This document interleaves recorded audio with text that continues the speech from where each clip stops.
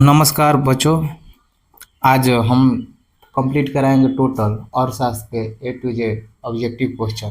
पहला क्वेश्चन है, भारतीय संविधान के अनुच्छेद 19 में क्या वर्णन किया था? भारतीय संविधान के अनुच्छेद 19 में ऑप्शन ए है स्वतंत्रता के प्रावधान, धर्म के बारे में, जाति के बारे में, इनमें से कोई नहीं। तो अनुच्छेद 19 में सबसे ज़्यादा महत्वपूर्ण दिया गया है स्वतंत्रता के प्रावधान में। क्वेश्चन नंबर 2 है, संविधान के अनुच्छेद 15 में क्या किया गया है? संविधान के अनुच्छेद 15 में धर्म के बारे में सबसे ज़्यादा बल दिया गया है, ना कि शोषण के विरुद्ध समानता, संवैधानिक और इनमें से कोई। तो इसका आंसर होगा इनमें से कोई।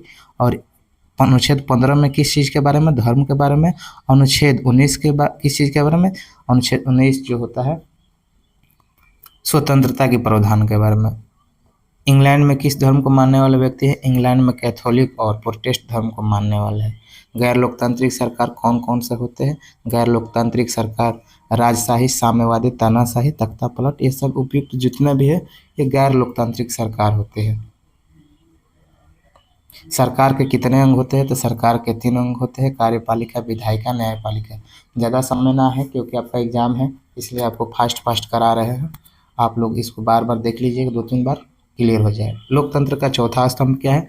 लोकतंत्र का चौथा स्तंभ मीडिया होता है। इसका आंसर ये हो जाएगा, लोकतंत्र का जो चौथा स्तंभ मीडिया होता है। सबसे महत्वपूर्ण क्वेश्चन ये है, संयुक्त राज्य अमेरिका, स्विट्जरलैंड, ऑस्ट्रेलिया, जर्मनी क्या संघात्मक शासन व्यवस्था अपनाने वाला है? हाँ, ये याद कर लीजिएगा कि संघात्मक शासन व्यवस्था में कौन कौन सा देश आता है? संयुक्त राज्य अमेरिका, स्विट्जरलैंड, ऑस्ट्रेलिया और जर्मनी। और एकात्मक में कौन कौन सा आता है? ब्रिटेन, फ्रांस, जापान और चीन। क्वेश्चन नंबर 9 है, एकहरी शासन व्यवस्था को संघात्मक शासन व्यवस्था कहते हैं? नहीं, वो दोनों अलग अलग है। एक संघात्मक और एकात्मक, ये 2 स्तर पर कार्य करता है तो संघात्मक, और एक स्तर पर कार्य करता है तो एकात्मक।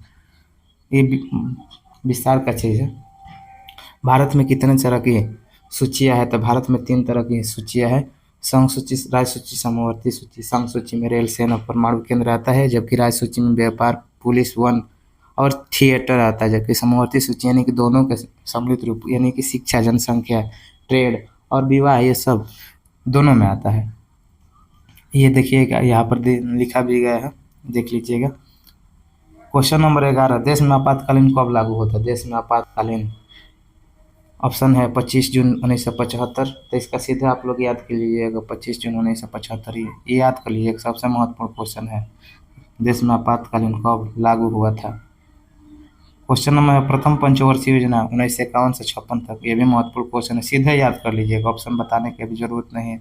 संपूर्ण क्रांति का नेतृत्व, जेपी क्रांति का नेतृत्व जयप्रकाश नारायण किए थे। देश में आपातकालीन लगभग 18 माह हुआ था, यानी 1.5 साल लगभग देश में आपातकालीन लागू हुआ था। जनता पार्टी का गठन कब कब होता है? 1977। याद कर लीजिए, जब हम मैट्रिक में थे उस समय ये क्वेश्चन आया था 1977, और उस समय हम गलत करके आए थे। याद कर लीजिए, VVI क्वेश्चन है। और एक आया था 8 मार्च महिला अंतर्राष्ट्रीय महिला दिवस, तो इसको हम तुक्का मारे थे और सही भी हो गया था। 2 क्वेश्चन हमको अभी तक याद है।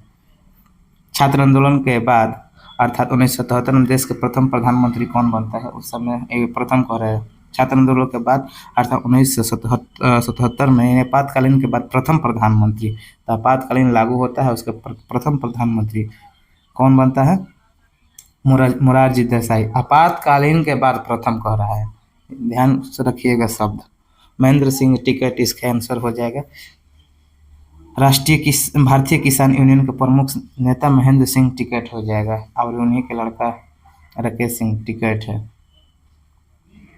क्वेश्चन नंबर 18 है कि चिपको आंदोलन कब हुआ था? चिपको आंदोलन 72, 73, 74, संभवतः ये पूर्ण रूप से 72, 73 में हुआ था, लेकिन यहाँ पर ऑप्शन के अनुसार भी हम क्वेश्चन को एलिमिनेट करेंगे क्योंकि आसपास नहीं देगा। इसमें हो जाएगा 1974 हो जाएगा। ताड़ी विद्रोह आंदोलन 91 में हुआ था। जो ताड़ी विद्रोह आंदोलन कब हुआ था? 1991 में नागौर में हुआ था, लेकिन ये पूर्ण रूप से कब पारित हो गया था? 92 में। लेकिन इसका आंसर हो जाएगा, जो ताड़ी विद्रोह आंदोलन हुआ था, इसका आंसर आप 92 कर दीजिए। ताड़ी विद्रोह आंदोलन कब हुआ था? 92 कर दीजिए सीधे इसका आंसर।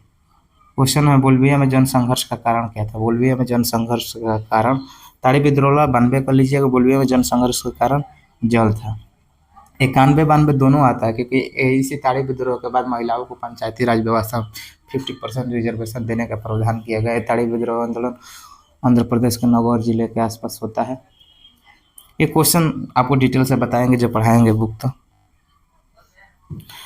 बांग्लादेश का स्वतंत्र कब होता है? 1971 में। और भारत से पूर्वी पाकिस्तान, पश्चिमी पाकिस्तान, जो पूर्वी पाकिस्तान होता है उसका बांग्लादेश नाम रख दीजिए, तो जो पश्चिमी पाकिस्तान वो आज का पाकिस्तान कहा जाता है। यानी कि बांग्लादेश का जो स्वतंत्र हुआ 1971। श्रीलंका कब आज़ाद हुआ? श्रीलंका 1948, यानी हमारे आज़ादी के बाद एक समय बाद श्रीलंका आज़ाद होता है। नेपाल में सर्वदलीय गठबंधन का मुख्य उद्देश्य होता है लोकतंत्र की स्थापना करना। इसका हो जाएगा पहला। सबसे पहले बलवंत राय मेहता समिति कौन सा राज्य में लागू हुआ था? तो ये राजस्थान में होते, याद कर लीजिए सीधे। आवामी लीग पार्टी कहाँ है? बांग्लादेश में है, याद कर लीजिए। देश में आपातकालीन सत्र के देश में आपातकालीन के लिए जाना जाता है। ताड़ी विद्रोह आंदोलन कहाँ हुआ? देखिए आ गया, आंध्र प्रदेश के नौलौर जिले में। इसका याद कर लीजिए, क्वेश्चन बताया पीछे बताया था। सूचना का अधिकार आंदोलन कब कहाँ हुआ था? ये राजस्थान में हुआ था। सूचना का अधिकार आंदोलन कब पारित हुआ था? 2005 में।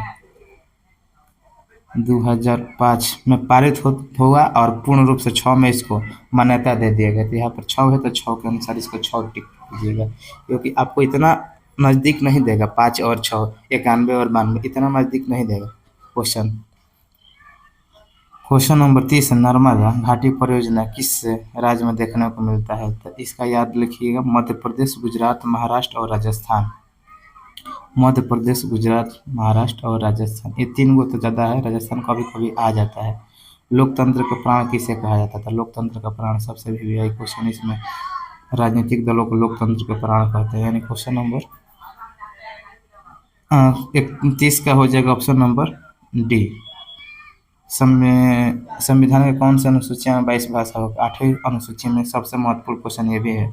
8वीं अनुसूची में 22 भाषाओं के बारे में उल्लेख किया गया है। बलवंत राय मेहता राय समिति कौन सा राज्य में लागू हुआ था? ये राजस्थान में हुआ था। तब तक हमारे यूट्यूब चैनल को देखते रहिए, आगे के क्वेश्चन तुरंत हम अपलोड करेंगे।